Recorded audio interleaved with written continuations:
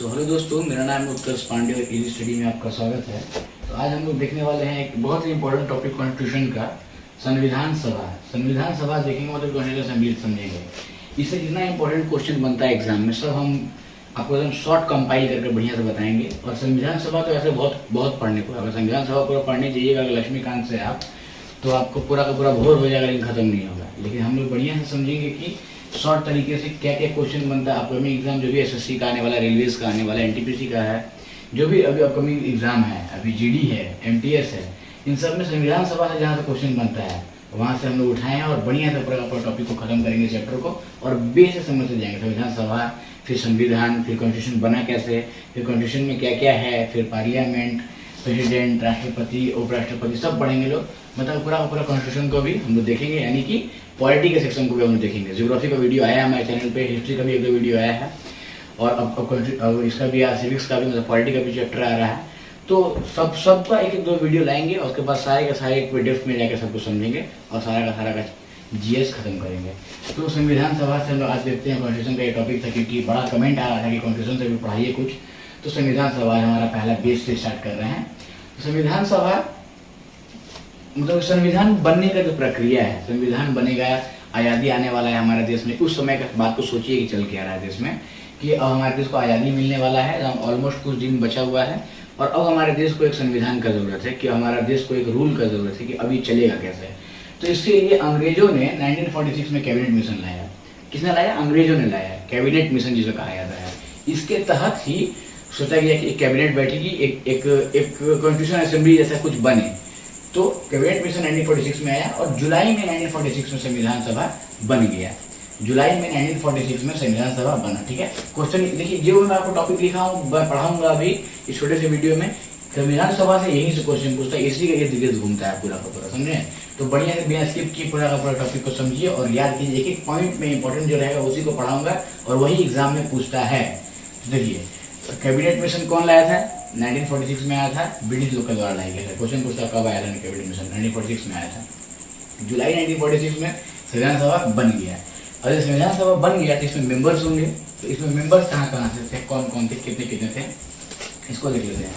तो मेंबर्स थे वो थे 389 मेंबर्स थे, समझे? 389 टोटल मेंबर्स थे, जिसमें कि 293 जो मेंबर थे वो लोग ब्रिटिश प्रोविंस से थे, मतलब कि ब्रिटिश प्रांत से थे 293 मेंबर्स। 92 जो मेंबर्स थे वो लोग देसी प्रांत से थे। ठीक है, देसी वाले लोग चल रहे थे देश में, कहीं कहीं जैसे कि हैदराबाद का निज़ाम था, ऐसे करके जहाँ जहाँ देसी रियासत था, देसी रियासत से 92 मेंबर चुन के आए थे। ब्रिटिश प्रांत के कितना थे? 293 थे। ये से याद रखिए क्योंकि ये से पूछता है कि कहाँ से कितना था। और 4 जो थे वो चीफ कमिश्नरी से थे। ठीक है, तीनों को मिलाकर 389 होता है। तो याद रखिएगा 293 ब्रिटिश प्रोविंस से थे, देसी रियासत से 92 था, और 4 जो थे वो चीफ कमिश्नरी से थे। ठीक है, टोटल 393 होते हैं। और ऐसा नहीं है कि देखिए, इन लोगों को जो चुन के भेजा गया है ये वोटिंग पे नहीं गए थे, ये लोग सब मनोनीत होकर गए थे, और पर 10 लाख पे एक गया था।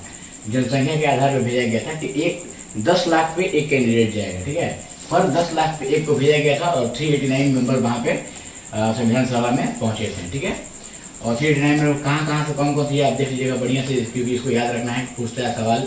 देशी प्रोविंस से, देशी रियासत से कितना मेंबर गए संविधान सभा का बैठक में? संविधान सभा जब पहली बार हुआ था तो कितना मेंबर्स थे? तो 293 मेंबर ब्रिटिश प्रोविंस से थे, 92 मेंबर देसी प्रोविंस से थे, और 4 मेंबर चीफ कमिश्नरी से थे। इसको बार बार मैं रिपीट कर रहा हूँ क्योंकि बार बार ये इंपॉर्टेंट है, ये नंबर याद रखना है आपको। ठीक है, और ये भी याद रखना है कि पर 10 लाख पे एक को चुन के भेजा गया था। ठीक है, और ऐसा नहीं है कि इसमें सिर्फ एक ही जाति है, एक ही वर्ग से लोग थे, इसमें सब वर्ग से थे। इसमें मुस्लिम भी थे, सिख भी थे, अदर्स भी थे, सामान्य जो हैं, फिर शेड्यूल्ड ट्राइब्स भी थे, कास्ट भी थे, महिलाएं भी थी, मतलब सब वर्ग को मिला के यहाँ पे सबको चुन के भेजा गया था। ठीक है, अब ये देख लीजिए कि मेंबर्स कैसे थे, कौन कौन मेंबर कहाँ थे, कितने मेंबर थे। अब ये देखते हैं कि इसका पहला मीटिंग कब हुआ। ठीक है, तो इसका पहला, अच्छा ये भी देख लीजिए कि इसमें मूलतूर पार्टी दो होती है, दो मेन पार्टी थी। कौन कौन सी? एक मुस्लिम लीग थी, एक कांग्रेस थी। पता है आपको, कांग्रेस का स्थापना 1885 में हो चुका था। तो कांग्रेस बहुत बड़ा, तो कांग्रेस के लोग इसमें ज्यादा ही थे। मुस्लिम लीग छोटा ही, मतलब मुस्लिम लीग मेन पार्टी था और कांग्रेस मेन पार्टी था, लेकिन कांग्रेस के लोग ज्यादा थे इसमें। अभी आगे आपको सब समझाऊंगा बढ़िया से। तो कौन कौन पार्टी थी वो भी समझ लिए, कौन कौन धर्म से लोग थे भी समझ लिए, कितने मेंबर्स थे वो भी समझ लिए। अब चलते हैं कि जब ये सभा बन गया, तो जब सभा बना तो इसमें अब सिटिंग होगी, सभा की बैठक लगेगी। तो बैठक लगी तो पहली जो बैठक लगी वो 9 दिसंबर को लगी, ठीक है। ये डेट एकदम इंपॉर्टेंट है, एकदम इंपॉर्टेंट डेट है, ये पूरा लाइन इंपॉर्टेंट याद रखिएगा। फर्स्ट सीटिंग कब लगी थी? 9 दिसंबर को 1946 में 9 दिसंबर को पहली सीटिंग लगी। और उसके जो अध्यक्ष थे, जो उसका चेयरमैनशिप कर रहे थे, वो थे डॉक्टर सच्चिदानंद सिन्हा, ठीक है, याद रखिएगा। डॉक्टर सच्चिदानंद सिन्हा पहला बैठक जो हुआ था 9 तारीख को 9 दिसंबर को 1946 में हमारे संविधान सभा का, उसका पहला अध्यक्ष और पहले बैठक के अध्यक्ष कौन थे? डॉक्टर सच्चिदानंद सिन्हा थे। ये लेकिन अस्थायी सदस्य थे, यानी कि नॉन परमानेंट सदस्य थे, नॉन परमानेंट अध्यक्ष थे, सॉरी सदस्य नहीं अध्यक्ष थे। इसकी अध्यक्षता किसने की थी? तो डॉक्टर सच्चिदानंद सिन्हा ने, लेकिन उस दिन वो नॉन परमानेंट थे क्योंकि वो सबसे बड़े थे, सबसे उम्रदार थे उस पूरे सभा में, इसलिए इनको उस दिन का अध्यक्ष बनाया गया था। उस दिन कोई चुन के या फिर ऐसा कुछ बात करके ऐसा कोई परफेक्ट कोई परमानेंट सदस्य अध्यक्ष बना दिया जाए, ऐसा नहीं हुआ था। फिर 2 दिन के बाद 9 के बाद 11 को, क्योंकि 10 को जो मुस्लिम लीग पार्टी थी उसने इस सभा का बर्खास्त किया और वो लोग इसमें पार्टिसिपेट नहीं किए, तो एक दिन का डिले हुआ। 11 तारीख को फिर सेकंड सीटिंग बैठी, और सेकंड सीटिंग जब बैठी 1946 दिसंबर को जो सेकंड सीटिंग बैठी उस तारीख था 11 तारीख। 9 के बाद एक दिन का गैप रहेगा, मुस्लिम लीग ने उसमें बहिष्कार किया था। 11 को जब बैठक हुई तो उसमें डॉक्टर राजेंद्र प्रसाद ने अध्यक्षता की थी, याद रखिएगा, और वो फिर परमानेंट बने, स्थायी बने। तो यही से क्वेश्चन बनता है कि नॉन परमानेंट यानी कि अस्थायी सदस्य कौन थे? तो अस्थायी सदस्य डॉक्टर सच्चिदानंद सिन्हा बने थे। किस मूलभूत से इनको बनाया गया था पहला दिन? तो उम्र के आधार पे, ये सबसे बड़े थे उस समय असेंबली में, इसलिए इनको सच्चिदानंद सिन्हा को बनाया गया था नॉन परमानेंट ये अध्यक्ष थे, ठीक है। और 11 तारीख को जब सेकंड बैठक हुई तो स्थायी कौन बने? राजेंद्र प्रसाद बने, मतलब कि परमानेंट अध्यक्ष कौन बने थे इसका? संविधान सभा का राजेंद्र प्रसाद। यहाँ पे क्वेश्चन बनता है, बहुत कोई जब क्वेश्चन पूछता है ना कि संविधान सभा के स्थायी अध्यक्ष कौन थे, तो आदमी डॉक्टर भीमराव अम्बेडकर मान लेता है, कहीं कि सोच जानता है कि कॉन्स्टिट्यूशन से, लॉ से, इसे तो कोई भी क्वेश्चन पूछता है ना अम्बेडकर आंसर होगा, ऐसा नहीं है। अम्बेडकर शिक्षा हर जगह नहीं है, अम्बेडकर शिक्षा कहाँ आएंगे तो बताएंगे बढ़िया से। तो राजेंद्र प्रसाद इसका आंसर होगा। संविधान सभा के अध्यक्ष, स्थायी अध्यक्ष राजेंद्र प्रसाद, अस्थायी अध्यक्ष कौन बने थे? डॉक्टर सच्चिदानंद सिन्हा, याद रखिएगा। चलिए अब देखिए, जब 9 हो गया, 11 हो गया, अब 13 को एक दिन का फिर गैप हुआ। 13 को जवाहरलाल नेहरू के द्वारा एक उद्देश्य प्रस्ताव लाया गया। उद्देश्य प्रस्ताव क्या था कि हमारा जो पूरा कॉन्स्टिट्यूशन बनेगा इसका उद्देश्य क्या होगा, ये जब पूरा इकट्ठा करके कंपाइल करके एक छोटा सा उद्देश्य इसका कुछ होना चाहिए ना, और उस उद्देश्य के आधार पर पूरा कॉन्स्टिट्यूशन को बनाएंगे। तो ये उद्देश्य प्रस्ताव था, ये कौन लाया था? ये क्वेश्चन पूछता है, उद्देश्य प्रस्ताव कब आया था? 13 दिसंबर को आया था। कौन लाया था? तो हमारे जवाहरलाल नेहरू, यानी कि नेहरू चाचा लाए थे, ठीक है। तो जवाहरलाल नेहरू 13 दिसंबर को 1946 में उद्देश्य प्रस्ताव लाए थे, जिसको प्रस्तावना बोला जाता था बाद में, जो बाद में प्रियम्बल बना हमारा। और वो कब पार हुआ था? तो 22 जनवरी 1947 को। 22 जनवरी 1947 को जो हमारा उद्देश्य प्रस्ताव था वो पारित हो गया असेंबली से, यानी कि संविधान सभा से पास हुआ। और लाया कब गया था? तो 13 दिसंबर 1947 को लाया गया था, और ये पास कब हुआ? 22 जनवरी 1947 को पास हो गया। और जब ये पास हुआ तो इसके रूप, उद्देश्य प्रस्ताव का रूप क्या बन गया? प्रस्तावना। और प्रस्तावना यानी कि प्रियम्बल, जो हमारे कॉन्स्टिट्यूशन में चैप्टर नंबर 1 है वो प्रियम्बल का है। आपको पता है? नहीं पता है तो आगे जब आपको पढ़ाएंगे, इसके बाद ये टॉपिक एक दो लेक्चर के बाद प्रियम्बल भी पढ़ाएंगे आपको। तो प्रियम्बल जो था वो उद्देश्य प्रस्तावना से बन के आया था, जो कि जवाहरलाल नेहरू लाए थे 13 दिसंबर को 1946 में असेंबली में, यानी कि संविधान सभा में लाए थे। तो उद्देश्य प्रस्ताव समझ गए। इसी से बाद में 22 जनवरी को प्रस्तावना बना, प्रियम्बल बना, जो हमारा चैप्टर 1 है कॉन्स्टिट्यूशन का। और ये सब जब हो गया, जब प्रस्तावना बन गया, अस्थायी सदस्य बन गए, अध्यक्ष आ गए, तो ये सब जब बन गया, यानी कि अब कॉन्स्टिट्यूशन बनने की प्रक्रिया चालू हो गई। तो अब जो कॉन्स्टिट्यूशन बनने की प्रक्रिया चालू हो गई, तो इसके लिए एक एडवाइजरी कमेटी रखा गया कि इन लोगों को एडवाइज करेगी वो कमेटी।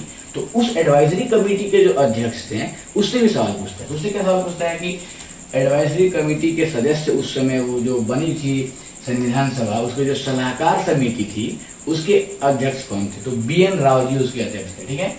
BN राव जी, देखिए यहाँ देखिए, BN राव जी उसके अध्यक्ष थे, याद रखिएगा, यहाँ क्वेश्चन पूछता है। तो कहीं आपको कोई दिक्कत नहीं, आपको बढ़िया से टॉपिक समझ में आया अभी।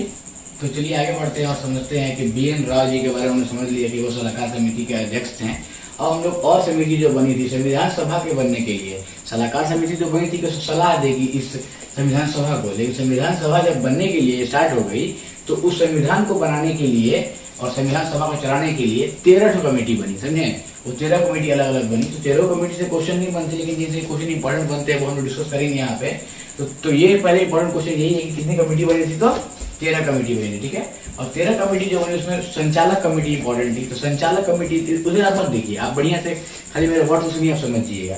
संचालक कमेटी से आप क्या समझ पा रहे हैं कि संचालक यानी कि जो रन करवाएगा, तो संविधान सभा को रन या संविधान सभा का संचालन कौन करेगा, जो उसका अध्यक्ष होगा वही करेगा ना जी। जिसका अध्यक्ष कौन थे, राजेंद्र प्रसाद जी थे।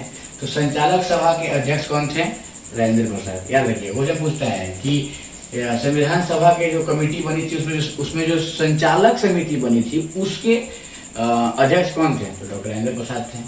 संचालक समिति के राजेंद्र प्रसाद हो गया। प्रांत संचालक समिति बनी थी, प्रांत संचालक समिति। अब ये जो क्वेश्चन आएगा कि प्रांत संचालक समिति के अध्यक्ष कौन बने थे, तो सरदार वल्लभ भाई पटेल। प्रांत से हम लोग जानते हैं लौह पुरुष थे, पूरे के पूरे जो राज्य अलग होना चाहते थे या फिर जो हम लोग में नहीं मिलना चाहते थे, उन लोगों को कैसे इकट्ठा करके ठोक बजा के सबको अपने मिलाएं, ये काम सरदार वल्लभ भाई पटेल ने किया था। तो प्रांत से जहाँ भी जुड़ा हुआ बात आएगा वहां पर सरदार जी आपको मिलेंगे ही।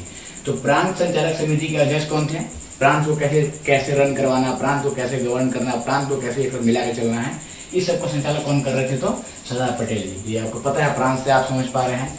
संघ समिति, संघ शक्ति समिति थी, उसकी अध्यक्षता किसने कर रही थी, ये भी इंपॉर्टेंट था। 3-4 कमेटी इंपॉर्टेंट चीज बता रहा है। एक तो आपको मैं बता दिया संचालक समिति, उसके राजेंद्र प्रसाद जी थे। प्रांत संचालक समिति सरदार पटेल जी थे। संघ समिति जो थी, संघ शक्ति समिति। अब संघ का पूरा पावर किसके पास होता है, प्राइम मिनिस्टर के पास, यानी कि जवाहरलाल नेहरू। तो संघ शक्ति समिति के अध्यक्ष जवाहरलाल नेहरू। एकदम आपको जैसे क्वेश्चन आएगा फटाक से आपको विजुअलाइज हो जाएगा। तो संघ बात हो रहा है, संघ मतलब पूरा, यानी पूरा का पूरा कौन संभालेगा, प्राइम मिनिस्टर। उस टाइम कौन था, जवाहरलाल नेहरू थे, तो वही संभालेंगे। प्रांत की जहाँ बात है कि सरदार पटेल। संचालक की बात है कि असेंबली की, तो संचालक जो उसका अध्यक्ष होगा वही करेगा, यानी कि राजेंद्र प्रसाद। चौथा और सबसे, ये तीनों इंपॉर्टेंट थे। चौथा सबसे इंपॉर्टेंट पॉइंट बता रहा आपको, उस समय प्रारूप समिति बनी। तो प्रारूप समिति यानी कि इंग्लिश में उसको बोलते हैं ड्राफ्टिंग कमेटी। तो ड्राफ्टिंग कमेटी इंग्लिश में पूछता है, हिंदी में प्रारूप समिति बोलता है, पूछते हैं उसके अध्यक्ष कौन थे।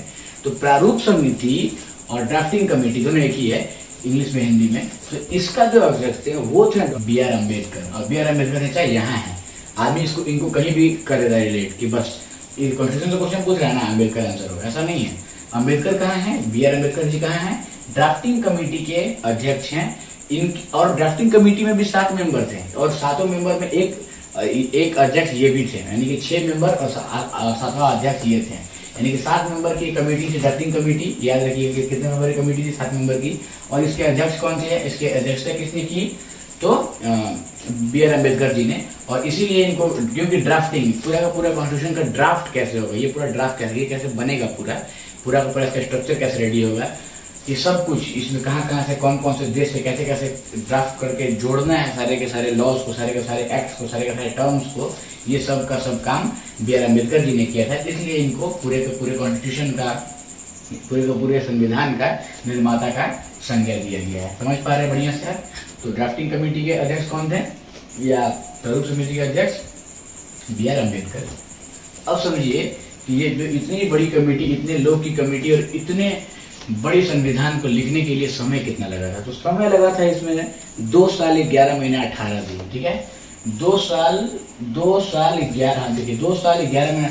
मैं राइटिंग के मत जाइए, मैं यहाँ पे आपको राइटिंग के टीचर नहीं हूँ, मैं आपको कला का टीचर नहीं हूँ, मैं आपको GS पढ़ा रहा है, तो थोड़ा सा मेरे वर्ड्स पे ध्यान दीजिए। और यहाँ पे आपको राइटिंग पे ध्यान देने की जरूरत नहीं है, मैं ये अपने कंफर्टेबल पे लिख लेता हूँ कि मैं आपको शॉर्टकट में फटाक कैसे बता दूंगा। एक पॉइंट देखूंगा उसको बताऊंगा, एक पॉइंट देखूंगा उसको बताऊंगा, इसलिए मैं इसको लिखता हूँ, ठीक है। क्योंकि बड़े शॉर्ट कंपाइल में सब कुछ बता देना फटाक कहाँ से क्या इंपॉर्टेंट था, वो मैं कंपाइल करके लाता हूँ, इसलिए इसको ऐसे में लिखता हूँ। ये मेरे लिए, आपके लिए नहीं है। अगर आपको भी देखने में अच्छा लग रहा है तो देख लीजिए, मुझे पता है अच्छा नहीं लग रहा है।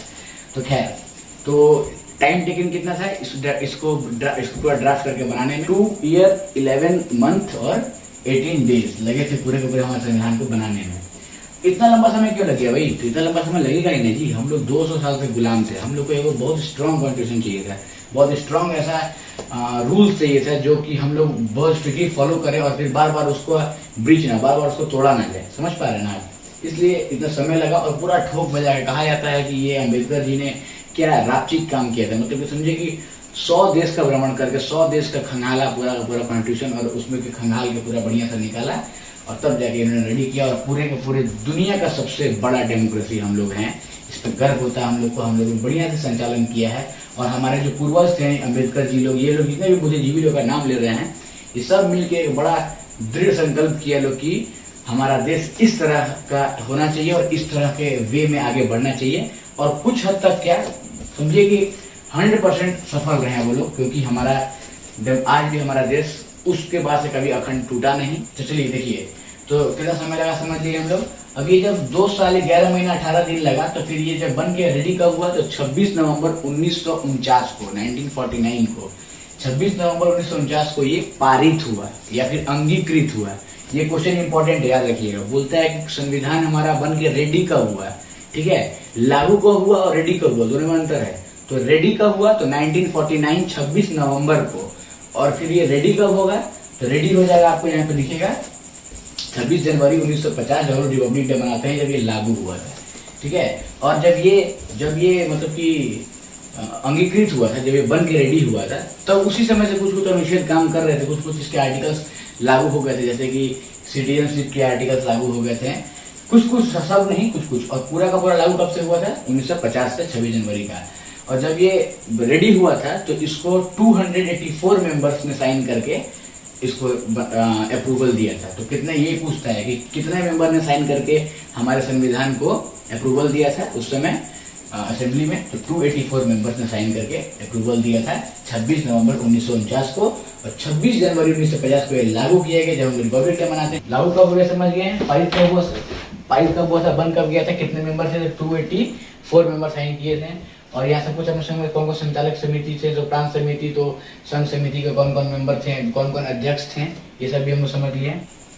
और हम लोग समझेंगे कि जब पाकिस्तान अलग हो गया, मतलब जब पाकिस्तान हमारे देश से डिवाइड हो गया, पाकिस्तान के जमीन का टुकड़ा अलग हो गया, तो जब पाकिस्तान डिवाइड हो गया, तो हम लोगों ने पढ़ा था कि 389 मेंबर्स हैं जब कॉन्स्टिट्यूशन असेंबली बना था। 389 प्रांत से कुछ आए थे, कुछ देशी रियासत से थे, कुछ चीफ कमिटी से थे।